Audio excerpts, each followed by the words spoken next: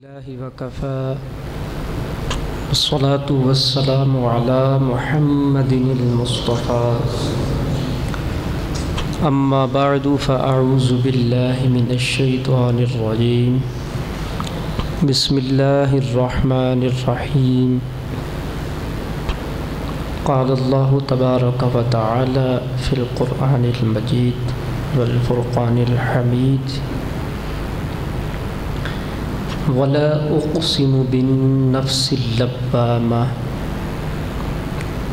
وفي مقام آخر يا أيتها النفس المطمئنة ارجعي إلى ربك راضية مرضية فادخلي في عبادي وادخلي جنتي صدق الله العظيم إن الله وملائكته يصلون على النبي يا أيها الذين آمنوا صلوا عليه وسلموا تسليما الصلاة والسلام عليك يا رسول الله الصلاة والسلام عليك يا سيدي يا حبيب الله الصلاة والسلام عليك يا رحمة للعالمين وعلى آلك وأصحابك يا شفيع المذنبين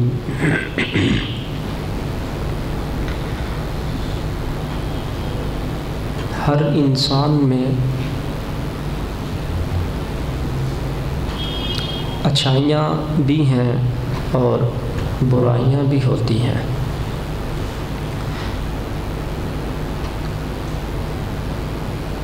انبیاء کے علاوہ صحابہ کرام محفوظ عن الخطا ہیں اور تابعین تبع تابعین بھی اپنے اپنے مقام اور درجہ کے لائق محفوظ عن الخطا ہے۔ اس سے نیچے کی میں بات کر رہا ہوں۔ ہر انسان کے اندر اچھائی کے پہلو بھی ہیں، برائی کے پہلو بھی ہیں، خوبیاں بھی ہیں اور خامیاں بھی ہیں۔ جس پر خوبیاں غالب رہتی ہیں وہ سعادت مند کہلاتا ہے، جس کے اوپر برائی کا غلبہ رہے وہ بدبخت کہلاتا ہے۔ انسان کے اندر دونوں مزاج اللہ تعالیٰ نے رکھے ہیں اور ان دونوں مزاجوں کے اندر ہی انسان کی آزمائش کی صورت ہے۔ اس کو یوں سمجھ لیں، حدیث شریف میں یوں آتا ہے الناس معادن کمعادن الذهب والفضہ، لوگ کانوں کی مثل ہیں، جیسا کہ سونے کی کانیں ہوتی ہیں اور چاندی کی کانیں ہوتی ہیں۔ اسی انداز کے اندر لوگ بھی مختلف ہیں۔ گویا کہ یہ تشبیہ دے کر باطنی جو بندے کا ماحول ہے اس کی طرف اشارہ فرما دیا۔ ہر بندہ جو ہے اس کی انسانیت کا حقیقی طور پر علم اس کے باطن سے پتہ چلتا ہے۔ ظاہر میں انسان کیا ہے اس سے کوئی بھی اس کی حقیقت کی خبر نہیں لے سکتا۔ کان جو ہوتی ہے وہ یوں ڈھکی ہوئی ہوتی ہے، اوپر پہاڑ پتھر، جب بندہ اس کو تراشتا ہے توڑتا ہے، تراشنے اور توڑنے کے بعد پتہ چلتا ہے کہ نیچے کیا ہے، سونا ہے یا چاندی ہے۔ اسی طرح میرے آقا کریم علیہ السلام نے ارشاد فرمایا بندوں کے باطن کی مثال بھی ایسے ہی ہے کہ انسان اپنے باطن کے اعتبار سے جو سعادت مند لوگ ہیں یہ اپنے آپ کو نیکی کے راستے پر رکھتے ہیں تو سعادت ان پر غالب رہتی ہے۔ جو بندہ نیکی کے راستے پر جتنا رہتا ہے اتنا سعادت کا سایہ اس بندے پر رہتا ہے، اور جو بندہ جتنا نیکی سے دور رہتا ہے شقاوت کا سایہ اتنا اس پر غالب رہتا ہے۔ بتانا میں یہ چاہتا ہوں انسان کا جو باطن ہے جس کو نفس سے بھی تعبیر کیا جاتا ہے، نفس چیز کیا ہے، کس چیز کو نفس کہا جاتا ہے، اور نفس کی حالتیں کتنی ہیں۔ آج اس چیز کو سننے کے بعد پھر ہم اپنا تعین کر سکتے ہیں میرے اندر نفس کی کون سی حالت موجود ہے۔ تو جس کے اندر جو حالت موجود ہو اس کو چاہیے کہ وہ اپنی بہتری کا سامان کرے، میں بھی کروں آپ سب بھی کریں۔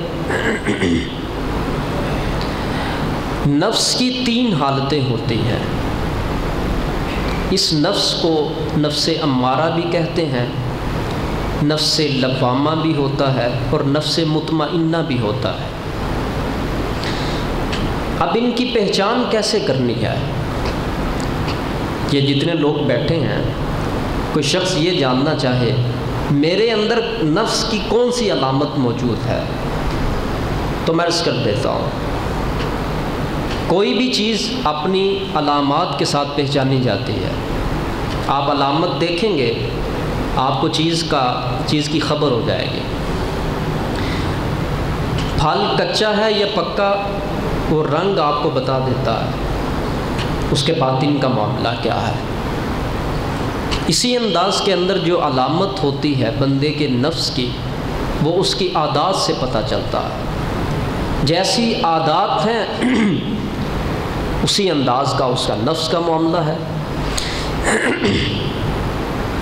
نفس امارہ یہ وہ نفس کی قسم ہے جو اللہ تعالیٰ کی بارگاہ سے باغی ہوتا ہے۔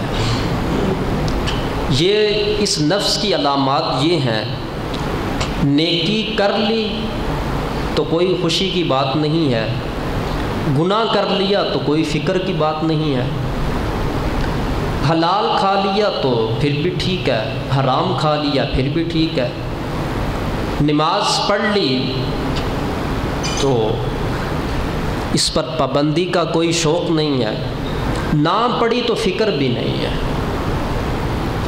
دوسروں کی بے عزتی کر کے مزے لینا، کسی شخص کی عزت کو خراب کر کے نادم نہ ہونا بلکہ الٹا مزے لینا،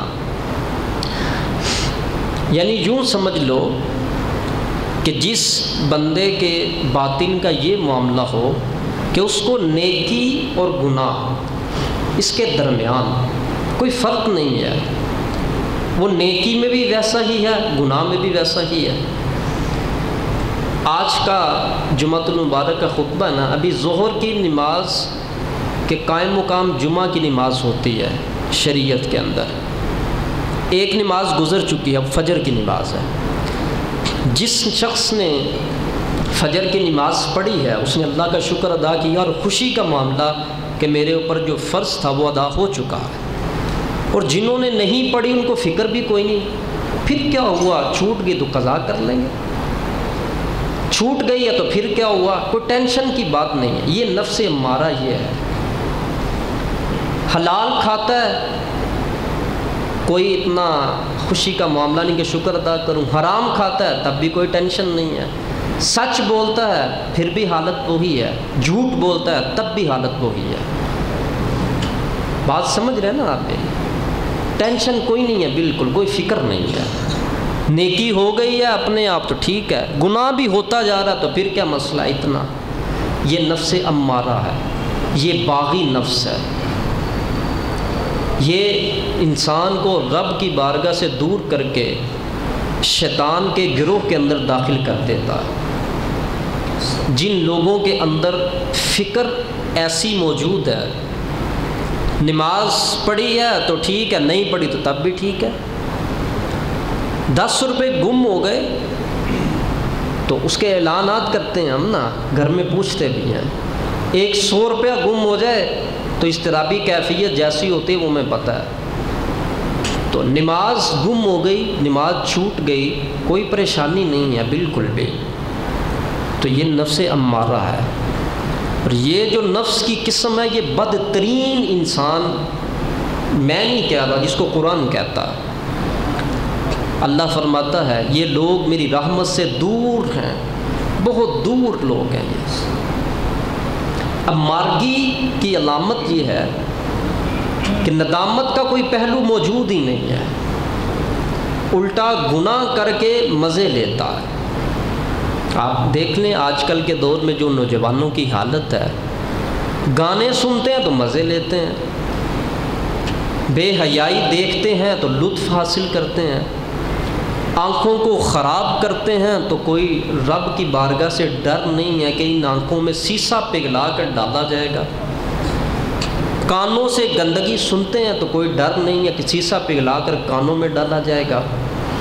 اب مارگی ہے، اندر سرکشی ہے، بغاوت ہے، طغیانی ہے، دوری ہے، رب کے ساتھ لڑائی ہے۔ جس بندے کی حالت یہ ہے، قرآن ایسے بندوں کو کہتا ہے یہ انسان جو دنیا میں پھر رہے ہیں یہ چلتے پھرتے مردہ انسان ہے، یہ قبروں کے اندر ہے، ان کا زمین پر ہونا اور اندر ہونا یہ دونوں برابر کی کیفیت ہے۔ یہ آپ نے ایک بات سنی نا، ہم جائزہ لے لیں، ہمیں نیکی خوش کتنا کرتی ہے اور گناہ تنگ کتنا کرتا ہے۔ پتہ بھی ہے قرض دینا ہے مگر دیتے نہیں، موجود بھی ہے، پیسہ بھی ہے قرض پھر نہیں دیتے، ٹینشن کوئی نہیں ہے، اب مارگی موجود ہے۔ لوگوں کو تنگ کرتے ہیں اور تنگ کرنے کے بعد اللہ کا خوف نہیں ہے کہ حقوق العباد کا معاملہ کتنا سخت ہے، اب مارگی موجود ہے اندر، لوگوں کے حقوق کھا جاتے ہیں لیکن ڈر نہیں ہے، اب مارگی موجود ہے، سرکشی ہے، بغاوت ہے، طغیانی ہے، رب سے لڑائی ہے، لڑ رہا ہے خدا کے ساتھ۔ تو یہ جس بندے کی حالت ہو اس سے تو رب کے رحمت کے فرشتے بھی پناہ مانگتے ہیں، اور ایسا بندہ جس جگہ پر موجود ہو رحمت کا تو کوئی تصور نہیں ہوتا وہاں پر۔ دوسری نفس کی علامت نفس لوامہ ہے۔ آپ نے کسی عالم کا بیان سنا، بات دل کو اچھی لگی، توبہ کر لی بیٹھے بیٹھے ہی، میں توبہ کرتا ہوں یہ گناہ آئندہ نہیں کروں گا، آپ نے ایک سٹیپ آگے لے لیا، آگے چلے گئے، آپ اصلاح کر لی آپ نے۔ پہلے گناہ تنگ نہیں کرتا تھا، نماز چھوٹ رہی تھی پریشانی کوئی نہیں تھی، چھوٹ رہی ہے تو چھوٹتی جائے، مجھے کیا لگے، نماز کی اہمیت جو نہیں ہے، چھوٹتی ہے تو چھوٹتی جائے۔ جیسے ہی آپ نے یہاں پر یہ کسی جگہ پر بیان سنا تو نفس کے اندر نماز کی اہمیت پیدا ہو گئی، جھوٹ سے نفرت ہو گئی، غیبت سے نفرت ہو گئی، اور آنکھ کا استعمال جو غلط کرتے تھے اس سے نفرت ہو گئی، کان کا جو استعمال غلط کرتے تھے اس سے نفرت ہو گئی۔ جیسے ہی بندہ اپنے آپ کو اس مقام سے اٹھا کر آگے لے کر جاتا ہے، آگے کا درجہ جو ہے وہ نفس لوامہ کا درجہ ہے۔ اسی کے بارے میں قرآن پاک میں اللہ نے ارشاد فرمایا ہے وَلَا أُقْسِمُ بِالنَّفْسِ اللَّوَّامَةِ، میں قسم کھاتا ہوں اس جان کی جو ملامت کرتی ہے۔ اس کیٹیگری میں جب انسان آ جاتا ہے نا، اس کو پھر نیکی خوش کرتی ہے اور گناہ تنگ کرتا ہے۔ نماز چھوٹ گئی روتا ہے، پھر جھوٹ بولنے کا ارادہ نہیں کرتا ہے، قصد نہیں کرتا ہے، دوسروں کو تنگ کرنے کا قصد نہیں کرتا ہے، اگر ہو گیا گناہ تو پھر ملامت اور ندامت کرتا ہے اپنے آپ کو۔ یہ تیسری حالت سے بہتر حالت ہے، جس کے اندر گناہ تنگ کرے اور نیکی اللہ کا شکر ادا کرنے کی توفیق دے، یہ اچھی حالت ہے۔ جس شخص میں یہ حالت موجود ہے وہ بس یہاں پر ہی نہ ٹھہرے کہ میں یہاں پر ٹھہرا ہوں بس ٹھیک ہے، اللہ کو یہ حالت مطلوب نہیں ہے، یہ حالت تیسری حالت کے اعتبار سے بس اچھی ہے۔ اللہ کو جو حالت مطلوب ہے وہ پہلی حالت ہے، اور وہ کون سی حالت ہے؟ وہ نفس مطمئنہ کی حالت ہے۔ نفس مطمئنہ کے اوپر جا کر پھر انسان کامل مومن بنتا ہے، پھر اس کمال کے اندر جب کمال اور پیدا کرتا ہے پھر انسان ولایت کی طرف چلتا ہے۔ تو جس وقت انسان تیسری حالت پر رہتا ہے، آپ دیکھ لیں اس وقت کے اندر گناہ لوگ دلیر ہو کے کرتے ہیں، ان کو کوئی پرواہ ہی نہیں ہے، ان کو معلوم بھی ہے کہ یہ گناہ ہے، لیکن اس کے باوجود دلیری بھی بڑی ہے۔ آپ نوجوانوں کو دیکھیں نا، اس دور کے اندر گلی محلوں کے چوک کے اندر کھڑے ہو کر کے اونچی آواز سے گانے لگا کے سن رہے ہو تو اگر ان کو آپ کھڑا کر کے پوچھیں نا، اتنی سینس ہے ان کے پاس کہ یہ میں غلط کر رہا ہوں، گناہ سننا، یہ گانا سننا بھی غلط ہے، اور پھر دوسری غلطی میں یہ کر رہا ہوں کہ میں یہاں پر کھڑے ہو کے سن رہا ہوں، یہ بھی غلطی ہے، یہ پتہ ان کو ہوتا ہے، مگر اس کے باوجود باز نہیں آتے۔ یہ سرکشی ہے نفس کی، جس کو عیاشی کہتے ہیں نا، یہ وہ چیز ہے۔ اور اللہ رب العزت ایسے بندے کو اپنا دشمن قرار دیتا ہے، اور یہ بندہ شیطان کا دوست ہے جو گناہ کرنے میں مزے لیتا ہے۔ اور دوسری حالت لوامہ کی حالت ہے، وہ قصداً گناہ نہیں کرتا، ہو گیا تو ایسی صورت کے اندر ندامت بھی ہے اور ملامت بھی کرتا اپنی ذات کو۔ اس کو یوں سمجھ لیں، اذان ہوتی ہے تو نماز بھی پڑھتا ہے، مگر شادی کے اندر ڈھول بج رہا ہے تو ادھر بھی شرکت کر لیتا ہے، جب قرآن پڑھنے کی باری ہے، رمضان کے روزوں کی باری ہے، روزے بھی سارے رکھتا ہے، مگر جس وقت گناہ دعوت دے اپنی طرف تو گناہ بھی کرنے چلا جاتا ہے۔ یہ بندہ نیکی کے وقت میں نیکی کرتا ہے اور گناہ کے وقت میں گناہ بھی کرتا ہے۔ اور تیسرا جو بندہ ہے تیسرے درجے کا، وہ دونوں حالتوں میں برابر کا ہی ہے، وہاں کوئی فرق نہیں ہے۔ جیسے ہی گناہ کا موقع ملا تو کود جاتے ہیں، اندر اچھل جاتے ہیں۔ تو یہ شخص، اس کا بھی نفس مغلوب نہیں ہوا، نیکی تو کرتا ہے، نماز بھی پڑھتا ہے، تسبیحات بھی کرتا ہے اور بیانات بھی سنتا ہے، مگر جس وقت گناہ کا موقع آئے بچتا نہیں ہے، گناہ بھی کر ڈالتا ساتھ۔ یہ نفس کے غلبہ کی علامت ہے کہ ابھی نفس مغلوب نہیں ہوا، تو یہ نفس لوامہ کی علامت ہے۔ اللہ کو یہ بھی نفس مطلوب نہیں ہے۔ جن لوگوں کی یہ حالت ہے، پھر کیا ہوا حاجی صاحب آپ کے بیٹے کی شادی ہے، کوئی بات نہیں، ایک یہ بیٹا ہے، ڈھول بج رہا ہے، ذرا آئے ہیں ذرا اس کے اوپر رقص تو کریں، ذرا گانے ہیں تو کوئی بات نہیں سن لیں، ایسی کون سی بات ہے، انٹرٹینمنٹ میں تو ریفریشمنٹ کے لیے مطلب یہ کر رہا ہوں۔ نیکی کے موقع پہ نیکی کر جاتا ہے اور گناہ کے موقع پر گناہ بھی کر جاتا ہے اور بعد میں شرمندہ بھی ہوتا ہے۔ یہ نفس لوامہ ہے۔ جو بندے اس کیٹیگری میں کھڑے ہیں، جو تیسری جگہ پر کھڑا ہے وہ تو ہلاکت در ہلاکت کے اندر ہے، اور جو دوسری جگہ پر کھڑا ہے یہ بھی ہلاکت کے اندر ہے، مگر اس سے کم ہلاکت اور اس سے کم خسارہ ہے۔ اللہ تعالیٰ بندے کو جو چاہتا ہے نا، اللہ فرماتا ہے ذرا اوپر آؤ، اوپر والے مقام پر آؤ۔ اور اوپر والا مقام کون سا ہے؟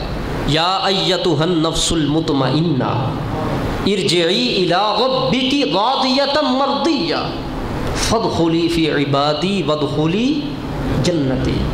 یہ اے مطمئن جان، لوٹ اپنے رب کی طرف، اس حالت کے اندر کہ تیرا رب تجھ سے راضی ہے اور تو اپنے رب سے راضی ہے۔ اور جس وقت اللہ تعالیٰ کسی بندے سے راضی ہوتا ہے، آیت کے اس لفظ نے جو ایمان کی کلی ہے نا اس کو کھلا دیا ہے، اور اولیاء اللہ کی مصاحبت کا اس میں بڑا اللہ تعالیٰ نے خوبصورت انداز میں بیان فرمایا ہے۔ جن کے پاس مطمئنہ نفس ہوتا ہے نا، اطمینان والا نفس، گناہ کے وقت میں گناہ نہیں کرتے، اور نیکی کے وقت میں نیکی کرتے ہیں، یہ مطمئنہ نفس ہے۔ اللہ تعالیٰ جو ان کو پہلا انعام دیتا ہے وہ کیا دیتا ہے؟ میں کوئی شعر نہیں پڑھ رہا ہوں، کوئی شاعری سے کام نہیں لے رہا ہوں، میں قرآن پڑھ رہا ہوں، قرآن پڑھ رہا ہوں میں۔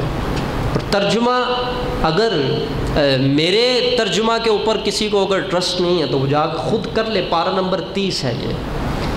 اللہ تعالیٰ جس وقت کسی بندے کو مطمئنہ نفس دے دیتا ہے، نیکیوں والی جان عطا کر دیتا ہے، اللہ اس کو انعام کیا دیتا ہے؟ فادخلی فی عبادی، اب میرے نیک بندوں کے اندر تو داخل ہو جا۔ یہ نہیں کہا کہ میرے قریب آ جا۔ اللہ کا قرب کیا ہے؟ اللہ کے نیک بندوں کا قرب۔ میں نے گزشتہ سے پیوستہ جمعۃ المبارک کو یہ بات کی تھی کہ ایک بندہ یہ جاننا چاہتا ہے کہ سچ کیا ہے اور جھوٹ کیا ہے۔ اس کا معیار خدا تو نظر نہیں آتا کسی کو، اس کا معیار خدا کے بندوں میں تمہیں نظر آئے گا۔ خدا کے بندے دیکھو آپ، اللہ نے جو شرطیں بیان کی ہیں نا، یہ سچوں کی علامت، یہ بھی سچوں کی علامت، یہ بھی سچوں کی علامت، وہ شرطیں جن میں موجود ہیں ان کے قریب ہو جاؤ، ان کے پاس ہو جاؤ، وہ اچھے بندے ہیں، وہ نیک بندے ہیں۔ تو یہ کہنا کہ پتہ ہی نہیں چلتا اس دور میں سچا کون ہے جھوٹا کون ہے، کیوں نہیں پتہ چلتا؟ آپ تو گویا کہ یوں کہہ رہے ہیں کہ ہمارے قرآن نے ہمیں ناقص چھوڑ دیا، ہمارے قرآن نے ہماری رہنمائی نہیں کی۔ یہ باتیں نہ کیا کریں آپ۔ اسلام ہی تو وہ دین ہے جو سب سے کامل بھی ہے اور سب سے اکمل بھی ہے۔ یہ بات نہیں کرنی چاہیے۔ یہ کہا کرو میرے پاس نالج نہیں ہے، اور یہ نہ کہا کرو کہ مجھے پتہ نہیں چل رہا۔ آپ کو نہیں پتہ چل رہا تو جن کو پتہ ہے ان کے پاس جاؤ پھر۔ فَاسْأَلُوا أَهْلَ الذِّكْرِ إِن كُنتُمْ لَا تَعْلَمُونَ، یہ کس کا اعلان ہے؟ پوچھو ان لوگوں سے جن کو پتہ ہے، اگر تمہیں علم نہیں ہے۔ تو جس وقت انسان نفس کی اس حالت میں پہنچ جاتا ہے، نفس مطمئنہ کی حالت میں، اللہ اس کو اپنے نیک بندوں کی صف میں کھڑا کر دیتا ہے۔ فَادْخُلِي فِي عِبَادِي، داخل ہو جا میرے عباد کے اندر، میرے بندوں کے اندر۔ آپ خود اندازہ کر لو، اس لفظ کے ساتھ ہی اندازہ کر لو اللہ تعالیٰ نیک بندوں کو کیا کہہ کے پکارا ہے؟ عبادی۔ میں بھی کہتا ہوں یا اللہ تو میرا اللہ ہے، اے میرے مالک، اے میرے رحیم، اے میرے غفور۔ میں کہتا ہوں نا، یہ میں کہتا ہوں تو میرا حق ہے میں کہوں، کیونکہ میں اس کا بندہ ہوں۔ مگر کمال یہ نہیں کہ تم کہو، کمال یہ ہے کہ وہ تمہیں کہے عبادی، یہ میرا بندہ ہے۔ یہ مقام حاصل جب بندہ کر جاتا ہے، عبادی کا مقام، تو پھر اس مقام کو سمجھنے کے لیے اگر ہم حضور داتا صاحب کا نام لیتے ہیں، حضور غوث پاک کا نام لیتے ہیں، تو یہ عبادی کا مقام ہے۔ خواجہ صاحب کا نام لیتے ہیں، یہ عبادی کا مقام ہے۔ حضرت سلطان ابراہیم بن ادہم کا نام لیتے ہیں، یہ عبادی کا مقام ہے۔ فَادْخُلِي فِي عِبَادِي، میرے بندوں میں داخل ہو جا۔ یا اللہ تیرے بندے کون سے ہیں؟ اس کا مطلب پھر یہ ہے کہنا چاہیے صرف اللہ ہی اللہ، اور کچھ نہیں ہے۔ اگر صرف اللہ ہی اللہ ہے تو اللہ اس کو نیک بندوں میں کیوں داخل کر رہا ہے؟ پتہ یہ چلا کہ بندوں کی بھی بڑی اہمیت ہے، اللہ کے بندوں کی بڑی اہمیت ہے، اسی لیے تو رب اس نیک روح کو بندوں میں داخل کر رہا ہے۔ تو پھر اس کے بعد ارشاد فرمایا فَادْخُلِي فِي عِبَادِي، ہو جا داخل میرے بندوں میں، وَادْخُلِي جنتی، اور ان کے جھرمٹ کے اندر اور فرشتوں کے جھرمٹ کے اندر میری جنت میں داخل ہو جا۔ تو یہ نفس امارہ، لوامہ، اور تیسرا جو مقام حقیقت میں جو پہلا مقام ہے یہ نفس مطمئنہ کا مقام ہے، اور اس مقام پر جا کر انسان کو گناہ تنگ کرتا ہے، گناہ کی طرف موقع آئے بھی تو گناہ نہیں کرتا ہے، اپنے آپ کو ضبط کرتا ہے، روکتا ہے، پورے مواقع ہونے کے باوجود موجود بھی ہے معاملہ، مگر اپنے آپ کو گناہ کے قریب پھٹکنے نہیں دیتا ہے۔ یہ مطمئنہ نفس ہے، اور یہ انسان کے باطن کی 3 حالتیں ہیں، جس کے اندر جو حالت ہے میں نے بیان کر دیا ہے۔ جو تیسرے درجے کے اوپر ہے وہ دوسرے میں آئے، جو دوسرے کے اندر ہے وہ پہلے میں آئے، اور جس وقت وہ پہلے درجے کے اندر آ جاتا ہے تو پھر یہ ہے درجہ کمال۔ یہ کیا ہے؟ درجہ کمال۔ اس کمال میں جب کامل ہو جائے، اس کمال میں جب کامل ہو جائے تو پھر رب فرماتا ہے بندے آنکھ تیری نہیں ہے، یہ آنکھ تیرے خدا کی ہے، یہ ہاتھ تیرے نہیں ہے، یہ ہاتھ خدا کے ہیں، یہ کان تیرے نہیں ہیں، یہ کان خدا کے ہیں، یہ پاؤں تیرے نہیں ہیں، یہ پاؤں خدا کے پاؤں ہیں۔ تو میں تو قرآن اور حدیث پڑھ رہا ہوں آپ کے سامنے، ایک بات بھی میں نے آگے پیچھے سے ابھی تک نہیں کی ہے، نہ یہ مزاج ہے۔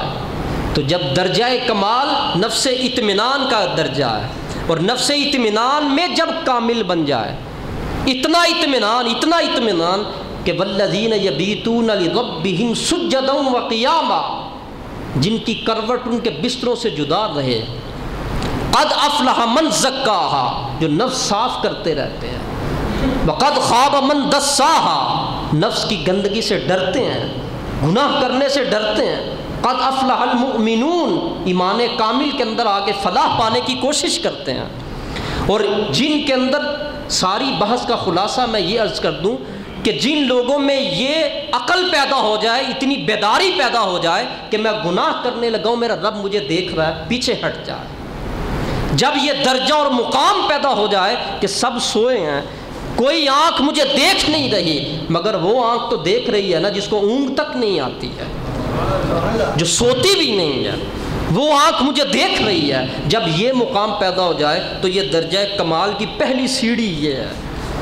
اب اس کے اندر جب انسان کامل ہو جاتا ہے پھر وہ ولی بن جاتا ہے۔ تو نفس کے باطن کے اعتبار سے یہ بندے کی 3 حالتیں ہیں۔ اب اس میں ترقی کرتے جاؤ، میں ایک بات عرض کر دوں آپ کو، یہ چند دن پہلے قربانی گزری ہے، قربانی کے دن کتنے تھے؟ لمیٹڈ تھے، محدود تھے۔ اب کوئی بندہ وہ قربانی کا اجر آج نہیں لے سکتا ہے، آج قربانی کر کے نہیں لے سکتا ہے کہ وہ بندہ کہ میں اونٹ لے کر آؤں، میں گائے لے کر آؤں، بکرا لے کر آؤں تو میں آج ذبح کروں مجھے وہ اجر ملے، وہ نہیں ملے گا، وہ دن ختم ہو چکے ہیں، وہ اجر قربانی میں نہیں ملے گا۔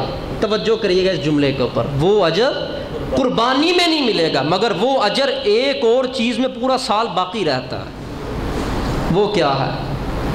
حضور نبی رحمت صلی اللہ علیہ وسلم نے ارشاد فرمایا، جس وقت بندہ غسل کر کے خوشبو لگا کر جمعے کی نماز کے لیے پہلی اذان کے وقت مسجد کے اندر ہو اور نماز پڑھ کے مکمل پھر مسجد سے باہر جائے، اللہ رب العزت اس کو اتنا اجر دیتا ہے جتنا ایک اونٹ ذبح کرتا ہے بندہ تو قربانی کا اجر ملتا، اللہ اتنا اجر عطا فرماتا ہے۔ تو قربانی والا اجر قربانی کر کے وہ بند ہے، مگر اجر باقی ہے، ابھی بھی اجر باقی ہے۔ تو پتہ یہ چلتا ہے اگر قربانی کے اجر سے پیار ہے تو وہ تو ابھی بھی باقی ہے، اگر قربانی سے پیار ہے تو وہ کیوں پیار ہے؟ اگر ہمیں قربانی کے اجر سے پیار ہوتا اور رب کی رضا سے پیار ہوتا تو ہم جمعے کو پہلے نہ آتے کہ نہ آتے؟ معلوم یہ ہوا ابھی وہ معاملہ اندر کا ٹھیک نہیں ہے، پھر اجر سے محبت نہیں، اللہ کی رضا سے محبت نہیں ہے، جانور کھڑا کرنے سے پیار تھا، دوسری اندر اور بھی چیزیں شامل تھیں۔ اگر مجھے اس بات کی فکر ہوتی کہ اس کا کتنا اجر ہے اور رب اتنا اجر عطا فرماتا ہے، وہ اجر تو تیرے جمعے میں باقی ہے، 7 دنوں کے اندر، ابھی ایک دن میں ابھی بھی اجر باقی ہے، مگر اس اجر کی پرواہ نہیں ہے ابھی بھی۔ اس کا مطلب یہ ہوا قربانی کے فلسفہ سے ابھی تک ہم محروم ہیں۔ پھر اگر وہ چاہیے تھا تو وہ قربانی میں تو اب نہیں ہے، مگر قربانی کا آلٹرنیٹ تو موجود ہے، اس کا بدلہ تو موجود ہے۔ اور جو لوگ ان چیزوں کا اہتمام کرتے ہیں وہ نفس مطمئنہ والے ہوتے ہیں، وہ نفس مطمئنہ والے ہوتے ہیں۔ ایک اور مثال دیتا ہوں، لاکھوں روپیہ لگا کر حج کرنے جاتا ہے انسان اور اپنے آپ کو دوسرے لوگوں سے فائق سمجھتا ہے، میں نے رب کا گھر دیکھ لیا ہے، بڑی اچھی بات ہے، اچھی بات ہے، اللہ نے آپ کو توفیق عطا فرمائی ہے، مگر جو حج کرنے گیا ہے دیکھا یہ گیا ہے ان میں سے کم ہی وہ ہوتے ہیں جو 5 وقت کی نماز پوری پڑھتے ہیں۔ نمازیں پوری 5 نہیں ہیں، حج بڑے شوق سے ہے، عمرہ بھی بڑے شوق سے ہے، معلوم یہ ہوا پھر کچھ اور تھا اندر معاملہ۔ اگر اللہ کی رضا مطلوب ہوتی تو پھر نماز تو حج سے بھی پہلے ہے، وہ کیوں نہیں پوری ہماری نمازیں؟ وہ کیوں نہیں ہم کرتے؟ امراء جو ہیں، امراء پیسہ لگا کر حج کرتے ہیں، غریب تڑپتا ہے یا اللہ مجھے بھی اپنا گھر دکھا، مگر میرے آقا کی رحمت دیکھو کیسی ہے۔ حضور علیہ الصلوۃ والسلام نے اپنے غریب امتیوں کے لیے اپنا فرمان جاری فرما دیا۔ امراء پیسہ خرچ کر کے حج کرتے ہیں، کوئی بات نہیں ہے، ہم تمہیں ایک ایسی نعمت دیتے ہیں، تم گھر بیٹھے روز حج کا ثواب لو، ایک دن میں 100 مرتبہ لو۔ جو اپنے ماں باپ کا چہرہ محبت سے دیکھتا ہے، میرے مصطفیٰ فرماتے ہیں اللہ مقبول حج کا ثواب عطا فرمائے۔ یہ حضور کی رحمت نہیں ہے؟ تو اگر حج سے پیار ہے، کس وجہ سے پیار ہے؟ وہاں پر جاؤں تو آؤں تو لوگ حاجی کہیں؟ اگر تو اس چیز سے پیار ہے تو کھاتا خالی ہے، بالکل کچھ نہیں ملنا۔ اگر تو اللہ کی رضا مطلوب ہے تو وہ تو تیرے گھر میں بھی موجود ہے، وہ تو تیرے ماں باپ کے چہرے کے اندر بھی موجود ہے۔ یہ جو اولادیں بیٹھی ہوئی ہیں، توجہ سے یہ میری بات سنیں، جن لوگوں کا دل دھڑکتا ہے کعبۃ اللہ دیکھنے کو، حضور علیہ السلام کے روضہ اطہر کی زیارت کرنے کو، ہونا چاہیے، ایمان کی علامت ہے، مومن جو ہیں ہمارا دل کرتا ہم مرکز توحید دیکھیں، ہم مرکز رحمت الہی دیکھیں، مگر اگر نہیں کوئی بندہ جا سکا، وہ اپنے آپ کو کبھی یہ نہ کہے کہ میرے بخت میں کوئی کمی ہے یا اللہ مجھ سے ناراض ہے، ایسی بات نہیں۔ اگر تیرے ذہن میں یہ بات موجود ہو، نہیں جا سکا تو پھر کیا، مگر ماں باپ تو موجود ہے نا سامنے، محبت کے ساتھ ایسے چہرہ پھیرا نا آپ نے، اور پھر ماں کو دیکھا، پھر ایسے دیکھا، پھر اس طرح انداز میں۔ میرے آقا سے پوچھا صحابی نے، یا رسول اللہ 100 مرتبہ دیکھوں تو 100 کا؟ فرمایا 100 مرتبہ دیکھو تو میرا رب بڑا اجر عطا کرنے والا ہے۔ تو یہ الٹرنیٹ موجود ہے کہ نہیں موجود؟ مگر اس کی طرف توجہ نہیں ہے۔ معلوم یہ ہوا کہ ہمارے اندر کا بھی ماحول درست نہیں تھا، اس وجہ سے ہم اس طرف جا رہے ہیں۔ اگر ہمیں حج اور عمرہ کے اجر سے اور اللہ کی رضا سے پیار ہے تو ماں باپ کی خدمت کرو، پھر ماں باپ کا چہرہ دیکھو، محبت کے ساتھ دیکھو، اور دن میں 200 مرتبہ دیکھو تو 200 حج کا ثواب لو۔ تمہیں کون روکتا ہے جب حضور نے بشارت دے دی ہے؟ اور جو بندہ اشراق چاشت کی نماز پڑھتا ہے، عمرہ کا ثواب لیتا ہے، صرف ایک کا نہیں 2 کا، جو اس لیے تڑپتا رہتا ہے میں بھی کاش عمرہ کے لیے جاؤں اور وہ جا نہیں سکا، تو بندہ خدا تو جا نہیں سکا تو روتا کیوں ہے اتنا؟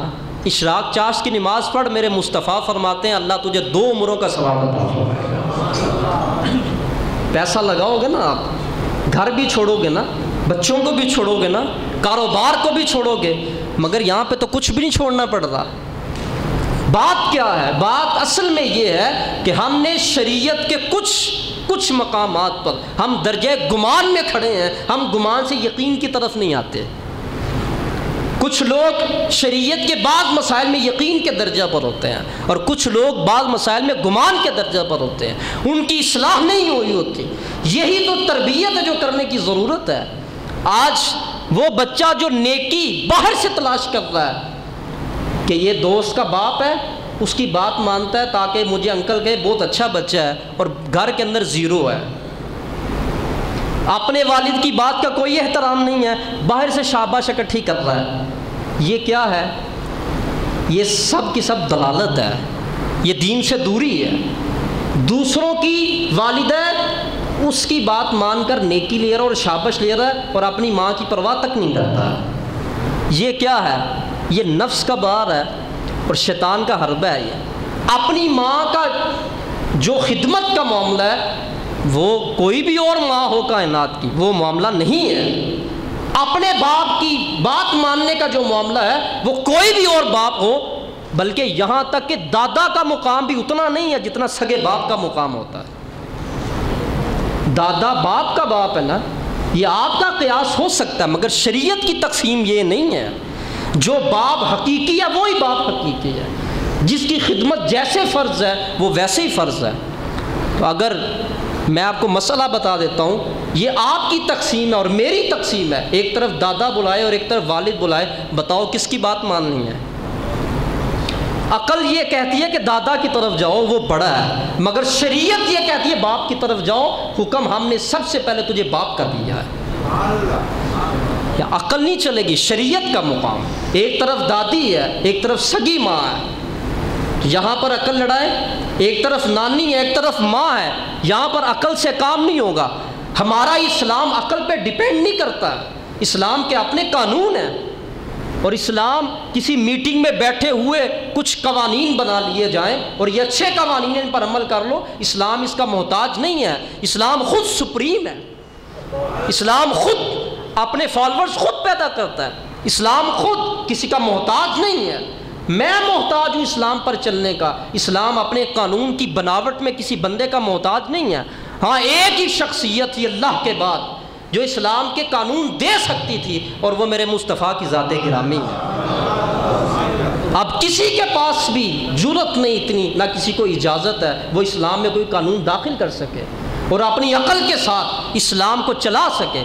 اب نہ اپنی عقل کی بات ہے، نہ قانون کی بات ہے، نہ مرکزی میٹنگ کی بات ہے، اب صرف تابع داری کی بات ہے۔ تو میں عقل کی بھی مثال دے دی اور شریعت کی بھی مثال دے دی۔ ایک طرف سگا دادا اور ایک طرف والد ہے۔ آپ کو نانی بلائے تو شریعت کہتی ہے نماز میں اگر بلائے تو توڑنی نہیں ہے، اگر ماں بلائے اور نفل پڑھ رہا ہے توڑ کے چلے جاؤ۔ عقل سے کام لو اگر تو عقل تو یہ کہتی ہے عمر میں وہ بڑی ہے ادھر جاؤ، مگر شریعت مصطفیٰ کیا کہتی ہے کہ میری شریعت تمہاری عقلوں کی محتاج نہیں کہ جو بندہ چاہے اپنی عقل سے قانون بناتا پھرے اور معاشرے میں پھیلاتا پھرے۔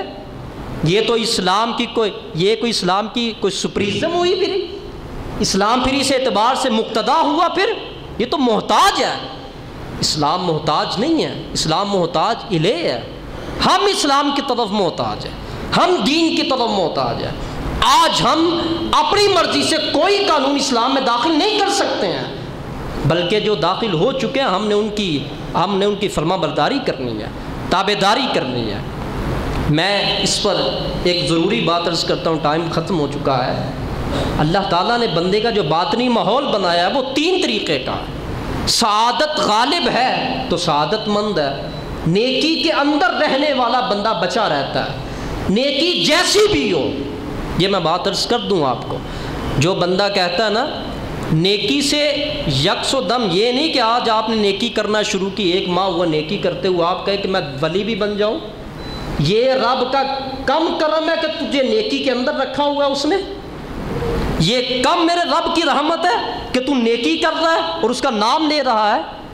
نیکی میں رہنے والا بندہ ایک وقت آتا ہے کسی مقام تک پہنچ جاتا ہے، اور نیکی سے دور رہنے والا بندہ اگر ہمیشہ ہی نیکی سے دور رہے تو وہ ایک وقت آ بھی سکتا ہے کہ وہ اپنا ایمان تک کھو سکتا ہے۔ میرے آقا نے خود ارشاد فرمایا، ترمذی کی حدیث اور اقتباس ہے، حضور علیہ السلام نے فرمایا ایک وقت آئے گا دنیا کے مال کی خاطر لوگ اپنا ایمان بیچ دیں گے۔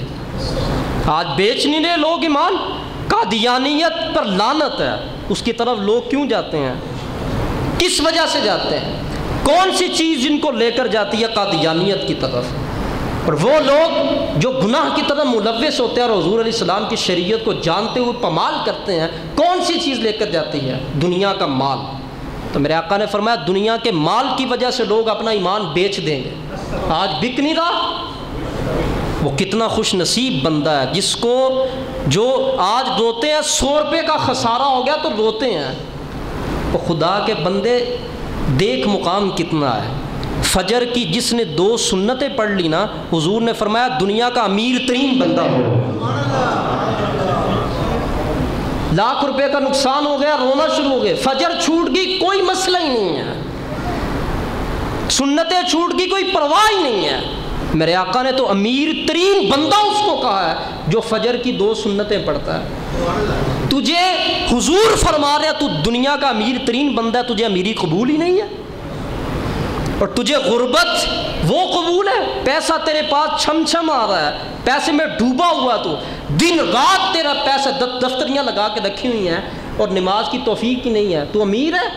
تو دنیا کا غریب ترین بندہ ہے جو نماز نہیں پڑھتا ہے، جو اتنی سائنس پڑھ گیا، اتنی سائنس، پوری بغل کھولو تو کتابیں نیچے آ جائیں، اتنی سائنس پڑھ گیا اور میں ترقی کر گیا ہوں، نماز ایک نہیں پڑھتا، کیسی ترقی ہے؟ یہ تو نیری تنزلی ہے۔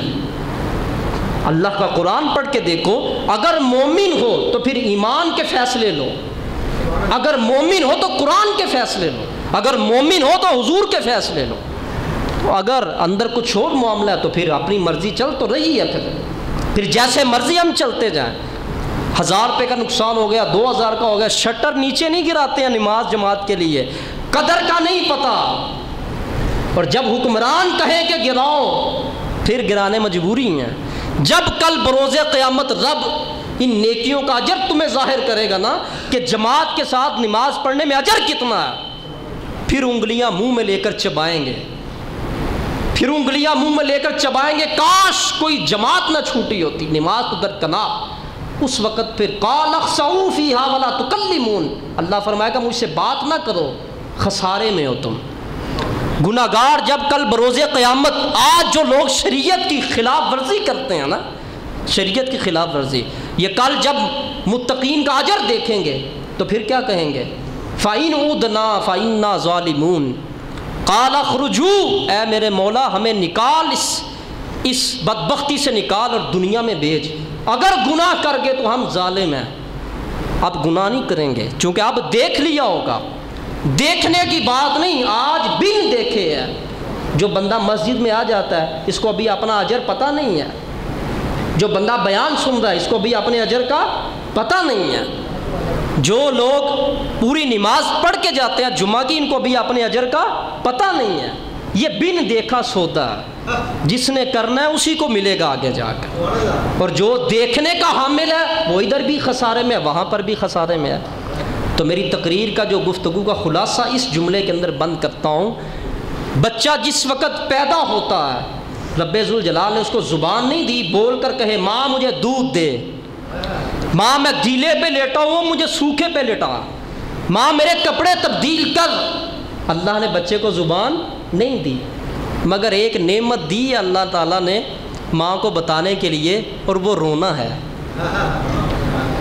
رونا اس وقت میں بچے کے لیے نعمت ہے، رونا کیا ہے؟ نعمت ہے۔ وہ روتا ہے تو ماں کو پتہ چلتا ہے بھوک لگی ہے اسے، اس کو دودھ دینا ہے۔ رات کو روتا ہے ماں کو پتہ چلتا ہے گیلے پہ لیٹا ہوا ہے اس کو خشک پہ لٹانا ہے، اس کے کپڑے چینج کرنے ہیں۔ روتا ہے تو پھر ماں سلانے کے لیے لے کر آتی ہے۔ اللہ نے اس کو رونے کی نعمت دی ہے۔ کسی عارف نے کیا خوب کہا، اور اسی پر میں اپنی گفتگو کا اختتام کرتا ہوں، کہا جب تک اے بندے تو روتا تھا تیرے کام اللہ خود کر رہا تھا، خود اللہ کر رہا تھا، اور جب تو نے رونا چھوڑا تیرے کام لٹکنے شروع ہو گئے۔ آج یہی ساری گفتگو کا خلاصہ یہی ہے، جو روتا ہے اسی کا کام ہوتا ہے، جو روتا ہے اسی کے کام ہوتا ہے۔ آج وقت ہے، سانس ہے، عمر ہے، زندگی ہے، صحت ہے، پیسہ ہے، جہاں جہاں سے نیکی اکٹھی کی جا سکتی ہے، شیطان کے وسوسے میں نہ آؤ، اللہ کی رحمت پر امید کرتے ہوئے کر جاؤ نیکی۔ تہجد کے وقت کے اندر اٹھنا اور تھوڑا سا رونا پورے دن قرآن پاک کی تلاوت کرنے سے افضل ہے، پورا دن قرآن پاک کی تلاوت کرنے سے۔ کس وجہ سے؟ اللہ کی رحمت ادھر آ کے کھڑی ہوتی ہے۔ پچھلی راتی رحمت رب دی کرے بلند آوازہ، ہے کوئی رحمت منگن والا، کھلا ہے دروازہ۔ جب دروازہ کھلا ہوتا ہے اس وقت ہم سوئے ہوتے ہیں، اور جب اس رحمت کا دروازہ جو خاص ہے بند ہو جاتا ہے پھر بندہ مانگتا رہتا ہے۔